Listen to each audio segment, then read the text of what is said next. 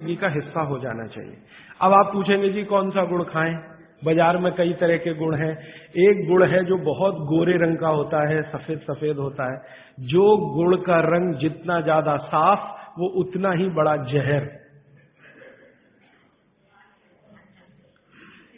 आप कहेंगे जी ये गुड़ तो बहुत ही बढ़िया, एकदम सफेद। ये सफेद रंग के चक्कर में हम बर्बाद हो गए।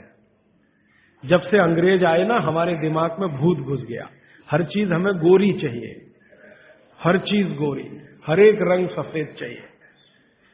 हाँ, मैं रविवार का अखबार जब पढ़ता हूं ना तो मैट्रिमोनियल कॉलम्स आते हैं, सबको गोरी पत्नी चाहिए, भले चाहने वाला चिक्कट काला हो उसको गोरी ही चाहिए।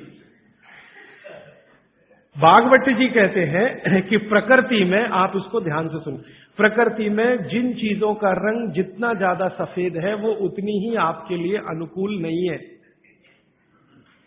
इसको ध्यान से समझिए। प्रकृति में जिन चीजों का रंग जितना ज्यादा सफेद है वो आपके अनुकूल नहीं है। उदाहरण के लिए भैंस का दूध बहुत सफेद है, वो पहलवान के लिए है, आपके लिए नहीं है भैंस का दूध। और गाय का दूध एकदम पीला है, पीला, सफेद नहीं है गाय का दूध, वो अनुकूलता ज्यादा है। तो प्रकृति में गन्ना है ना, गन्ने का रस कभी भी सफेद नहीं होता, आपने तो देखा है ना अच्छे से। गन्ने का रस तो हरा हरा ही होता है, फिर ये सफेदी कहां से आई? मैं आपको बहुत विनम्रता पूर्वक कहता हूं, ये सफेदी आती है निरमा वॉशिंग पाउडर से। और ज्यादा सफेदी आती है एरियल से, प्रॉक्टर एंड गैम्बल का एरियल।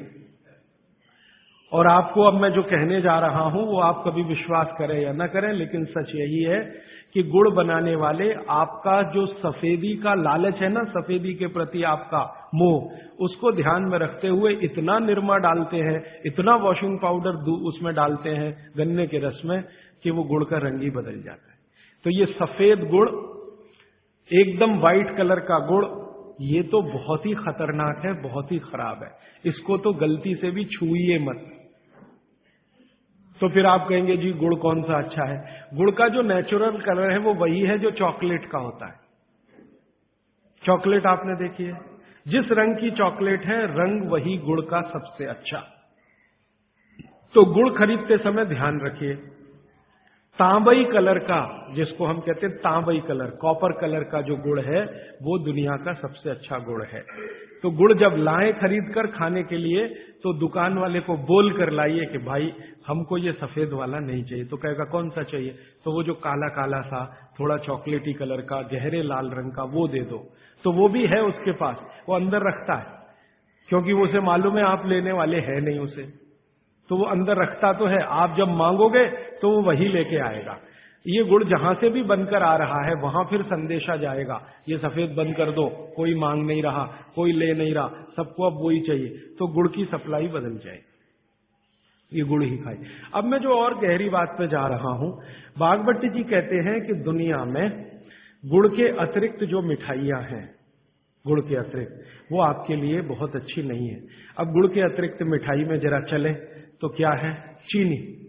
आज के समय में, भागवत जी के समय चीनी नहीं थी, इसलिए उन्होंने उस पर कोई सूत्र नहीं लिखा, क्योंकि उन्हें कोई कल्पना भी नहीं थी कि चीनी बना लेगा आदमी।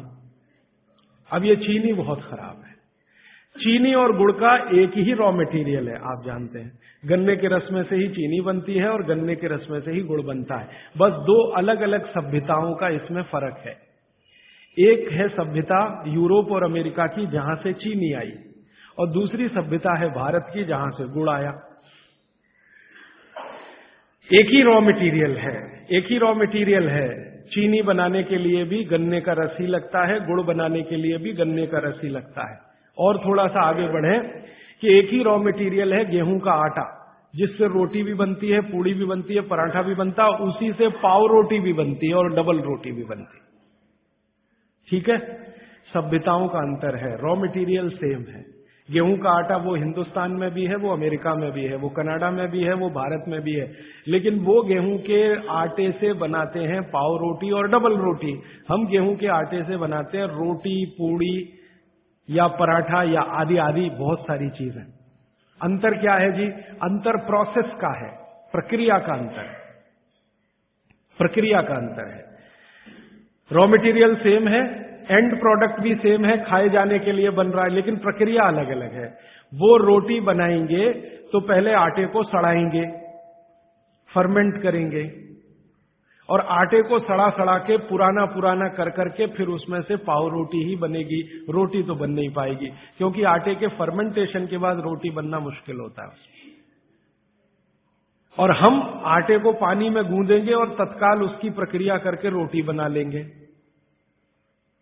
वो प्रक्रिया नहीं कर पाते, क्योंकि उनको कोई सिखाने वाला नहीं, कोई यूनिवर्सिटी नहीं, कोई कॉलेज नहीं। इसी तरह से उनके यहाँ शक्कर में होता है कि गन्ने के रस को, कई देशों में गन्ना उत्पन्न होता है, ब्राजील में, मैक्सिको में वगैरह वगैरह, तो वो गन्ने के रस को प्रोसेस करते करते चीनी बना लेते हैं। हम चीनी की तरफ नहीं गए, हमने गुड़ ही बनाया, क्योंकि चीनी बनते ही, अब आप ध्यान देना जो मैं कहने जा रहा हूं, चीनी बनते ही फास्फोरस खत्म होता है। चीनी बनते ही फास्फोरस खत्म होता है, और आपको चाहिए फास्फोरस कफ का शमन करने के लिए। अब वो है ही नहीं चीनी में, तो आप जो चीनी खा रहे हैं वो जिस उद्देश्य के लिए खा रहे हैं वो पूर्ति ही नहीं होती। और चीनी एक ऐसा केमिकल है, अगर मैं ब्लैक बोर्ड लेके चौक पे समझाना शुरू करूं तो समय थोड़ा ज्यादा लगेगा, लेकिन अंतिम बात आप जल्दी समझ जाएं। चीनी जब आपके शरीर में जाती है और ये टूटती है, हर चीज अंदर जाके टूटती है, माने पचती है, तो इसके सबसे अंत में जो बनता है वो एसिड है। और गुड़ जब शरीर में जाता है और टूटता है तो इसके सबसे अंत में जो बनता है वो क्षार है। अब मैंने आपसे थोड़े दिन पहले कहा था, पता नहीं याद है कि नहीं, पेट में हमेशा अम्ल है, ठीक है। अब पेट में तो अम्ल पहले से है ही, प्रकृति का दिया हुआ। आपने चीनी खाई, चीनी में से भी अम्ल ही निकला, तो अम्ल तो बढ़ गया ना जरूरत से ज्यादा। और ये बढ़ा हुआ अम्ल अगर पेट में आपके है तो ये खून में भी जाएगा, आप इसे रोक नहीं सकते, क्योंकि पेट में जो है वो खून में भी जाएगा। और खून में अम्ल बढ़ता ही गया। रोज आपने 1 चम्मच चीनी खाई, 2 चम्मच चीनी खाई, 3 चम्मच चीनी खाई, हर दिन उसमें से अम्ल निकल रहा है, और पेट का अम्ल भी उसमें जुड़ रहा है, फिर निकल रहा है, फिर जुड़ रहा है, फिर निकल रहा है। फिर 10 साल का हिसाब निकालो, 20 साल का निकालो, 30 साल का निकालो, आपका दिमाग घूम जाए। रोज का अगर 2 चम्मच चीनी का हिसाब जोड़ो, वैसे तो जो 2 चम्मच से ज्यादा ही रहती है एक आदमी की जिंदगी में चीनी। दूध में भी चीनी लेते हैं, चाय में भी चीनी लेते हैं, 2 चम्मच रोज की। 2 चम्मच माने हो गई लगभग 10 ग्राम के आसपास। तो 10 ग्राम चीनी रोज की, 1 साल में कितनी, 10 साल में कितनी, 30 साल में कितनी, 40 साल में कितनी, हिसाब निकालोगे ना तो मरते समय तक 1 बोरा चीनी तो कोई भी खा लेता है, 100 किलो तक। अब इतनी चीनी खा के जो एसिड बनेगा वो कहां जाएगा? बेचारा आपका किडनी जितना निकाल सकता है वो निकालने की कोशिश करेगा, लेकिन सब नहीं निकाल पाया, तो ये रक्त में ही रहेगा। और यही एसिड है जो वात के रोग आपको पैदा करेगा। तो इसलिए चीनी और गुड़ एक ही चीज में से बनने वाली 2 मीठी वस्तुएं हैं, लेकिन गुड़ में क्या है, गुड़ जब आप खाएंगे, फास्फोरस किसी भी चीज में रहे क्षारपन ही रखता है वो उस चीज को, माने उसमें एल्कलाइन की प्रॉपर्टी ही रहती है। तो गुड़ कितना भी खाएंगे क्षार ही बनेगा, और वो क्षार पेट के अम्ल को बैलेंस करता रहेगा, तो पेट की अम्लता बढ़ने नहीं पाएगी, तो जिंदगी आपकी सुखद और निरोगी होती जाएगी। अब इसको और एक तरीके से समझाता हूं। गुड़ और चीनी पे जब हमने एक्सपेरिमेंट किए तो पता चला चीनी को पचाने के लिए पूरे शरीर को वैसी ही ताकत लगानी पड़ती है जैसी ठंडे पानी को पचाने के लिए लगती है। पूरा शरीर झुक जाता है, तब चीनी जाके पचती है, और सबसे देर में पचती है।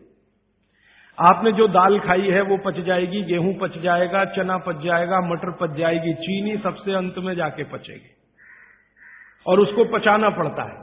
लेकिन गुड़ दुनिया में ऐसी अद्भुत चीज है जो बनाई हिंदुस्तानियों ने, कि गुड़ सबको पचा देता है। गुड़ तो सब चीज को पचा देता है, चीनी को पचाना पड़ता है। मेरी बात समझ में आ रही है आपको? गुड़ हर चीज को पचा देगा, खुद ताकत लगा देगा। आपने गुड़ के साथ कुछ भी खाया है वो सब चीजें गुड़ पचा देगा, लेकिन चीनी को पचने के लिए पूरी ताकत लगती है। तो चीनी जब पचेगी तो दूसरी चीजों को तकलीफ कर देती है। तो इसलिए बेहतरीन है कि गुड़ खाइए, जिंदगी भर कफ के रोग आपको नहीं आएंगे। फिर अंत में वही सवाल, मिलता नहीं जी, ये रोना बंद कर दीजिए। दुनिया में हर चीज मिलती है, जहर भी है, अमृत भी है, आपको क्या चाहिए? और आज की दुनिया है ना, आज की दुनिया माने आज का मार्केट, माने आज की इकोनॉमिक्स, वो बायर्स इकोनॉमिक्स है, कंज्यूमर्स इकोनॉमिक्स है। बायर्स मार्केट है, कंज्यूमर मार्केट है। माने जो ग्राहक मांग करेगा वही चीज बाजार में टिकेगी, ग्राहक मांग ही नहीं करेगा तो वो टिकने वाली ही नहीं है। तो आप मांग करना शुरू करो, जी गुड़ चाहिए, गुड़ चाहिए, गुड़ चाहिए, तो आप में से ही कई लोग खड़े हो जाएंगे, बोलो कितना चाहिए। मैं कोल्हापुर जाके आता हूं, गुड़ वाले से बात करके आता हूं, हमारा गुड़ जो है हमें सफेद नहीं चाहिए, हमें तो वो वाला गुड़ चाहिए जो काला का।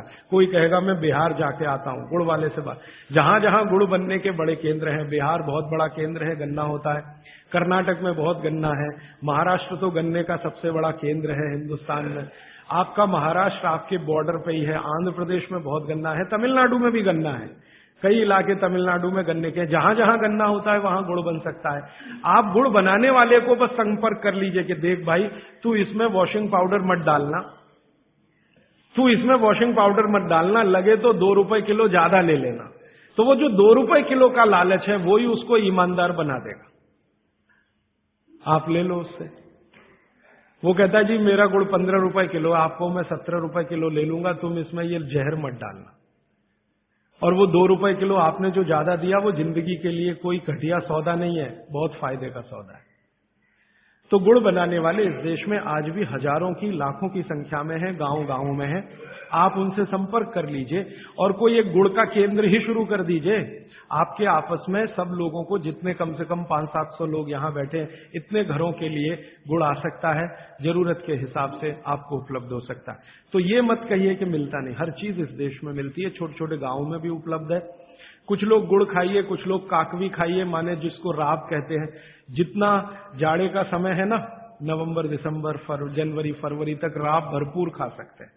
दही में राब खाइए, दूध में राब खाइए, हलवा राब का बनाइए, गुड़ का हलवा बनाइए, गुड़ दही में खाइए, गुड़ दूध में खाइए। अब गुड़ को दूध और दही में खाने का नियम है, वो बागभट्ट जी कहते हैं। वो कहते हैं जी दही में मिला के गुड़ खाया जाए, दही में मिला के गुड़ खाइए, दूध में गुड़ कभी मत मिलाइए, दूध में गुड़ कभी मत मिलाइए, दही में मिला के खाइए। तो दूध में कैसे खाएंगे जी? दूध में ऐसे खाएंगे कि पहले गुड़ खा लीजिए, पीछे से दूध पी लीजिए, या दूध पी लिया पीछे से थोड़ा गुड़ खा लीजिए। दूध में गुड़ मिला नहीं सकते, और दही में कभी भी बिना मिलाए मत खाइए। आप में से कोई बिहार वाले हैं ना, तो वहां पर एक बहुत बढ़िया व्यंजन मिलता है, उसका नाम है दही चूड़ा। दही चूड़ा ही कहते हैं, चूड़ा। ये मिथिला में मैंने खाया और ऐसा अद्भुत है जो दुनिया में शायद कहीं ना हो।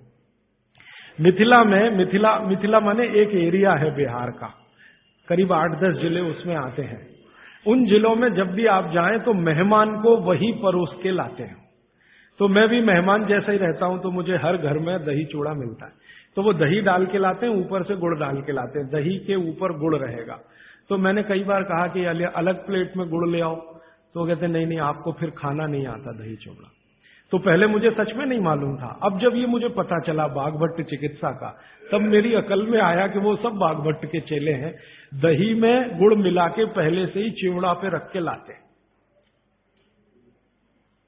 तो दही में गुड़ मिला के ही खाइए। अगर आप दही खा रहे हैं तो गुड़ मिला के ही खाइए। तो दही के कई दोष जो आपके लिए अनुकूल नहीं है वो भी खत्म हो जाते हैं। और दूध में गुड़ कभी भी मत मिलाइए। एक जगह तो वो ये कहते हैं कि दूध खाली पी लीजिए, गुड़ आगे पीछे खा लीजिए, वो ज्यादा बेहतर है। तो गुड़ खाइए, मेरा कहने का मतलब ये है। अब गुड़ के कितने प्रिपरेशन है हमारे घर में? गुड़ का, तिल का प्रिपरेशन एक है, तिल पट्टी कहते हैं, गजक, गजक। तो भरपूर गजक खाइए। क्यों खाइए जी? तिल है और गुड़ है। गुड़ में जो केमिकल है ऑर्गेनिक, तिल में लगभग वही सब है जो गुड़ में है। तिल भी क्षारीय है, गुड़ भी क्षारीय है, और दोनों क्षारीय चीजें खाएंगे तो पेट के अम्ल को बैलेंस करती रहेंगी। तो तिल गुड़ रोज खाइए, माने तिल की पट्टी बनाइए, गजक बनाइए, नहीं तो तिल का लड्डू बनाइए, गुड़ के साथ बनाइए। फिर इसी तरह से मूंगफली है, मूंगफली भी क्षारीय है और गुड़ भी क्षारीय है। तो मूंगफली और गुड़ मिला के वो पट्टी आती है, वो खाइए, बच्चों को खिलाइए। और आपके पास जो भी प्रिपरेशन है गुड़ तिल के, गुड़ मूंगफली के, वो सब बनाइए। और ये जो 3-4 महीने हैं, नवंबर, दिसंबर, जनवरी, फरवरी तक भरपेट खाइए, भरपूर खाइए, क्योंकि इस समय आपके शरीर को इन्हीं की जरूरत है। तो कफ जिंदगी से बहुत दूर रहेगा। तिल खा रहे हैं, गुड़ खा रहे हैं, मूंगफली खा रहे हैं, कफ बढ़ने की बिल्कुल संभावना नहीं। तो जिंदगी में कफ के रोग आने की संभावना नहीं। अब जानते कफ का सबसे खराब रोग क्या है? मोटापा।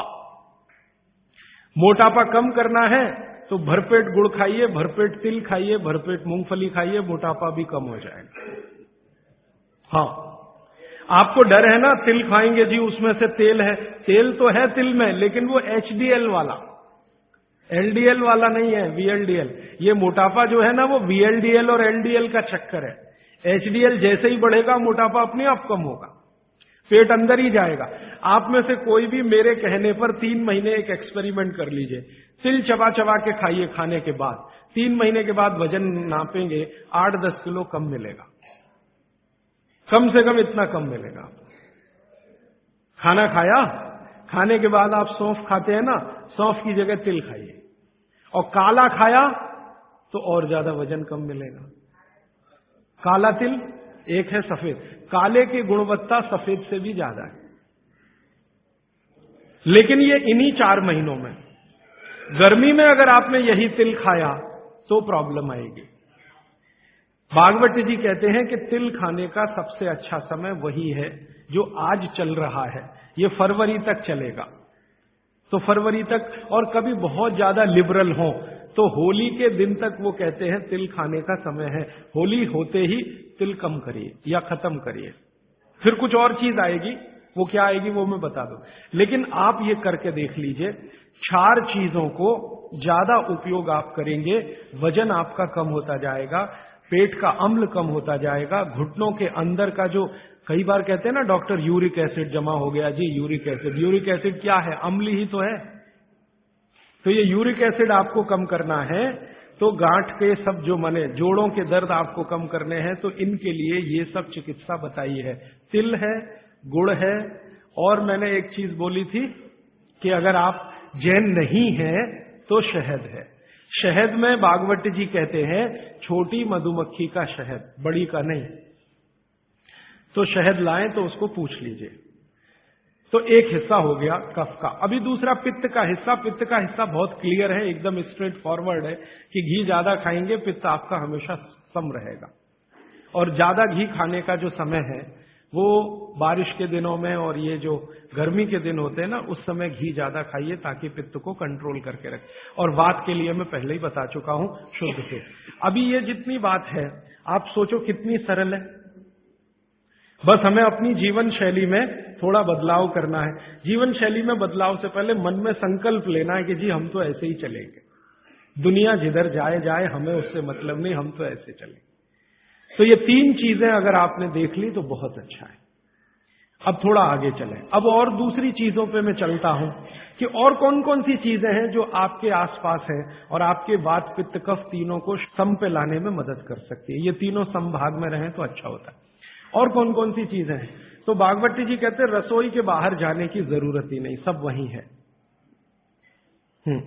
भागवत जी ने एक सूत्र लिखा है, दुनिया का सबसे बड़ा औषधि केंद्र हमारा रसोई घर है। सबसे बड़ा औषधि केंद्र रसोई घर है। अब दुर्भाग्य से हम रसोई में जिनको मसाला कहते हैं ना, मसाला, वहां मसाला कुछ नहीं है, सब औषधि है। मसाले का और औषधि का अंतर मालूम है? ये मसाला तो शब्द ही भारत का नहीं है, पहले तो ये बता दूं। ये अरबिक शब्द है, फारसी से अरबी में आया, अरबी से हमारे घुस गया, हिंदी में और जगह जगह घुस गया। ये विदेशी आए तो ये शब्द भी आया। हिंदुस्तान में 17वीं 18वीं शताब्दी का साहित्य जब मैं पढ़ता हूं तो जब तक मुगलों का राज्य रहा तब तक मसाले शब्द का बहुत उपयोग है। मुगलों के राज्य के पहले एक भी जगह किसी भी शास्त्र में मसाला नहीं है। चरक संहिता पढ़ी मैंने, कहीं भी मसाला नहीं है उसमें। सुश्रुत में कहीं मसाला नहीं है, भागवत की कहीं मसाला नहीं है। पुराने जितने लेखक हुए हैं ना 10वीं शताब्दी के पहले के, कहीं भी किसी ने मसाले शब्द का इस्तेमाल ही नहीं किया। हर जगह है तो औषधि है, औषधि औषधि, जीरा औषधि, धनिया औषधि, ये औषधि के रूप में है। तो इनकी जो प्रॉपर्टीज हैं रसोई घर की औषधियों की, ये सब आपके चिकित्सा के लिए है। अब मुझे समझ में आता है कि हमारे पुराने जमाने की माताएं बहनें, जो हमारी दादी हैं, नानी हैं, उन्होंने अपनी अपनी बेटियों को जो कुछ सिखाया, सब्जी बनाना तो क्या क्या डालना, जीरा चाहिए, धनिया चाहिए, हींग चाहिए, मात्रा कितनी कितनी चाहिए, वो सब बड़े वैज्ञानिक और चिकित्सक लोग रहे होंगे। क्योंकि रोज हमारे शरीर में वात पित्त कफ की स्थिति सम और असम होती रहती है। आप जानते हैं सुबह जो है ना वात ज्यादा होता है शरीर में, सुबह सुबह, दोपहर को पित्त ज्यादा होता है, शाम को कफ ज्यादा होता है। तो ये पूरे 24 घंटे में ऊपर नीचे होता रहता है। तो 24 घंटे में जो वात पित्त कफ ऊपर नीचे होता रहता है, तो सब्जियों में उसी के हिसाब से औषधियां डाली जाती है। जैसे दोपहर की सब्जी बने, दोपहर की, तो मेरी दादी को मैंने देखा था कि दोपहर की सब्जी बनाएगी तो अजवाइन जरूर डालेगी उसमें, और वही सब्जी रात को बनाती थी तो अजवाइन नहीं डालती थी। तो एक दिन मैंने दादी से पूछा कि यही सब्जी दोपहर को मैंने खाई तो इसमें अजवाइन थी, शाम को खाई तो नहीं, क्यों? तो उसने उत्तर तो नहीं दिया। तो उसने कहा मेरी मां ने ऐसा सिखाया। बस बात खत्म हो गई। अब उस समय मैं भी मान लिया कि ठीक है, उसकी मां ने सिखाया। अब जब मैंने काम शुरू किया ये चिकित्सा पर, तब मेरे समझ में आया कि अजवाइन जो है पित्तनाशक है। घी के बाद, देशी गाय के घी के बाद जो सबसे ज्यादा पित्तनाशक दूसरी कोई चीज है तो वो अजवाइन है। और दोपहर को पित्त भड़कता है, आप जानते हैं, और वो स्वाभाविक है क्योंकि खाना खाने के लिए पित्त भड़कना ही चाहिए। तो उस समय अजवाइन डाली जाती है सब्जी में, क्योंकि दोपहर को ही शरीर को अजवाइन की जरूरत होती है पित्त को सम पे लाने के लिए। तो भारत में ज्यादातर माताएं बहनें ये बात जानती हैं कि दोपहर की सब्जी में अजवाइन चाहिए। दोपहर का दही है ना, दही का मट्ठा, उसमें भी अजवाइन का बघार लगता है। दोपहर की जितनी भी चीजें हैं ज्यादातर अजवाइन ग्रस्त होती है या अजवाइन से बनती हैं, क्योंकि पित्त को सम पे रखना है। तो आप सोचो, जो लोग ये कर रहे हैं वो बिना कहे कितना बड़ा काम कर रहे हैं, हमने उसका वैल्यूएशन नहीं किया, ये हमारी मूर्खता। हमारे यहां तो एक बहुत बड़ा दुष्कर्म इस देश में हुआ है। अंग्रेजों के हम गुलाम हो गए, तो सब कुछ हम भूल गए, अपनी चीजें। अंग्रेजों ने जो सिखाया वही हमें याद है। तो हम जीडीपी का कैलकुलेशन करते हैं अंग्रेजों के फॉर्मूले से। जीडीपी निकलता है इस देश का, ग्रॉस डोमेस्टिक प्रोडक्ट। तो मैंने बहुत बार इस देश के अर्थशास्त्रियों से पूछा कि जीडीपी में आप विचित्र विचित्र कैलकुलेशन करते हैं। जैसे भारत की पुलिस है, उस पर जो खर्चा हो रहा है वो जीडीपी का हिस्सा है।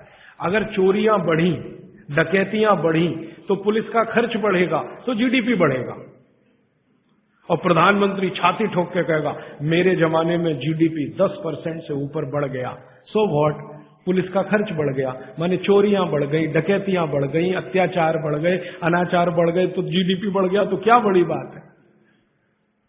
तो हमारे जो जीडीपी के कैलकुलेशन है बड़े विचित्र हैं। इसमें चोरी हो, डकैती हो, लूट मारी हो तो जीडीपी बढ़ेगा, लेकिन माताएं बहनें घर में जो करती रहती हैं वो जीडीपी में है ही नहीं,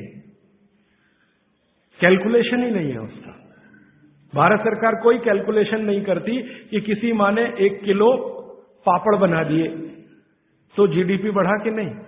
तो कहते हैं जी मालूम नहीं बढ़ा कि नहीं बढ़ा, क्योंकि कैलकुलेशन नहीं है। किसी माँ ने दाल की बड़ी बना दी, 5 किलो दाल की, तो जीडीपी बढ़ा कि नहीं बढ़ा। आपका मन क्या कहता है, बुद्धि क्या कहती है, बढ़ा कि नहीं बढ़ा।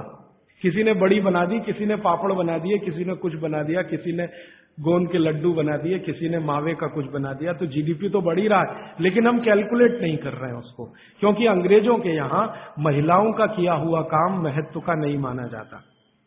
अंग्रेजों के यहां ये जो अंग्रेज जात है ना दुनिया में, ये महिलाओं के किए हुए काम को काम ही नहीं मानती। आपको मालूम है 2000 साल यूरोप में महिलाओं को पुरुषों से हमेशा कम वेतन मिलता रहा, और आज भी है ये कई देशों में। वो मानते ही नहीं कि इनका कोई काम है। क्यों? वो महिलाओं में आत्मा नहीं मानते। हाँ, यूरोप का सबसे बड़ा दार्शनिक है प्लेटो, वो कहता है कि स्त्रियों में आत्मा ही नहीं होती। आत्मा सिर्फ पुरुषों में होती है, तो स्त्री जो करे वो बेकार है, पुरुष जो करे वही अच्छा है। तो उनके यहां से ये कैलकुलेशन हमारे यहां आ गया कि स्त्री कुछ भी करे तो काम ही का नहीं। तो अंग्रेजों का 200-250 साल जो राज चल गया उसमें हम सबके दिमाग खत्म हो गए, सोचना विचारना बंद हो गया, तो हमने भी वही मान लिया। मैं अब इसको बदलना चाहता हूं और मैं ये समझना चाहता हूं और समझाना चाहता हूं कि स्त्रियां जो कर रही हैं वो किसी डॉक्टर से कम नहीं है। बस अंतर इतना है कि डॉक्टर को आप फीस देकर उससे एडवाइस ले रहे हैं, हमारी दादी नानी फोकट में वही एडवाइस दे रही है, धनिया खाओ, जीरा खाओ और ये अजवाइन खाओ, आपके पेट की गैस खत्म हो जाएगी। और ये 3500 साल से वैसे का वैसा ही है, अजवाइन खाओ तो गैस खत्म होती ही है। कभी भी आप करके देख लो। आप में से किसी को भी बहुत गैस बनती हो, पेट में एसिडिटी की तकलीफ हो, आज से शुरू कर दो। आप खाना खाया तो उसमें ध्यान रखो अजवाइन ज्यादा रहे, दाल में, सब्जी में, वगैरह वगैरह। और अगर नहीं कर पा रहे हैं तो खाना खत्म करते ही थोड़ी अजवाइन खा लो। अजवाइन ज्यादा तकलीफ ना कर दे, उसका बैलेंस है काले नमक के साथ, तो थोड़ा अजवाइन और काला नमक मिला के हर खाने के बाद खा के देख लो। 3 दिन में ना आपकी गैस बंद हो तो आप जो कहो मैं हारने को तैयार। ये गारंटी मैं नहीं दे रहा हूं, ये गारंटी अजवाइन दे रही है, मेरी गारंटी नहीं है, अजवाइन की गारंटी है। तो वो कहते हैं बागवट जी कि पित्त को सम रखने के लिए हमारे रसोई में घी के बाद जो दूसरी चीज है वो है अजवाइन। अब तीसरी चीज पे आते हैं। पित्त को सम रखने के लिए अजवाइन के बाद जो तीसरी चीज अपने रसोई में है वो है जीरा। जीरा 2 तरह का है, एक सफेद और एक काला, है ना। काला जीरा सफेद से भी अच्छा है। आप एक नियम ध्यान रख लो, मैंने आपसे कल कहा था, जिस चीज का रंग जितना गहरा वो उतनी ही अच्छी, भगवान की बनाई हुई, मनुष्य की नहीं।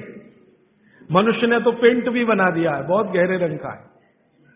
भगवान की बनाई हुई हर चीज में ये नियम आप देखना कि भगवान की प्रकृति की बनाई जो चीज जितने गहरे रंग की है उसकी क्वालिटी उतनी ही अच्छी है। तो जीरा 2 है, एक सफेद और एक काला। काला जीरा सबसे अच्छा, पित्त को खत्म करने के लिए, सम रखने के लिए। तो आपकी रसोई में एक हो गया घी देशी गाय का, पित्त को खत्म करने। दूसरा हो गया अजवाइन, तीसरा हो गया जीरा, और एक चीज हींग। हींग तो आप सब समझते हैं ना, हींग। हींग भी भगवान की बनाई हुई है, आदमी ने नहीं बनाई। हींग के पहाड़ होते हैं, जैसे पत्थर के पहाड़ होते हैं ना, वैसे हींग के पहाड़ होते हैं। हींग वहीं से आती है। तो हींग है, जीरा है, अजवाइन है और देशी गाय का घी। अब इसके नीचे आता है धनिया। धनिया 2 तरह का है, एक सूखा और एक हरा। जब तक हरा उपलब्ध है आप खाइए, जब नहीं है तो सूखा खाइए, दोनों की क्वालिटी एक ही है। सूखे धनिये में कोई कमी नहीं आती। आपके मन में ये प्रश्न है ना, हरे पत्ते का धनिया में कुछ ज्यादा होगा, सूखे में कम, बिल्कुल नहीं है, दोनों में बराबर है। सूखने के बाद भी उसके गुण धर्म में कोई कमी नहीं। अब ऐसी पूरी लिस्ट है, मैंने तो आपको 5-7 बता दिया पित्त को कम करने के लिए क्या क्या। आपको पूरी लिस्ट है तो 108 है। 108 पित्त को खत्म करने के लिए रसोई में 108 चीजें हैं। वो पूरी लिस्ट देखनी है तो वो किताब है, आप ले लेना। एक स्वदेशी चिकित्सा किताब हमने बनाई है और एक बनाई है गंभीर रोगों की चिकित्सा, इसमें ये सूची है। और थोड़ी सी अष्टांग हृदयम के भाग 3 में भी है, भाग 2 में भी है, थोड़ी थोड़ी है।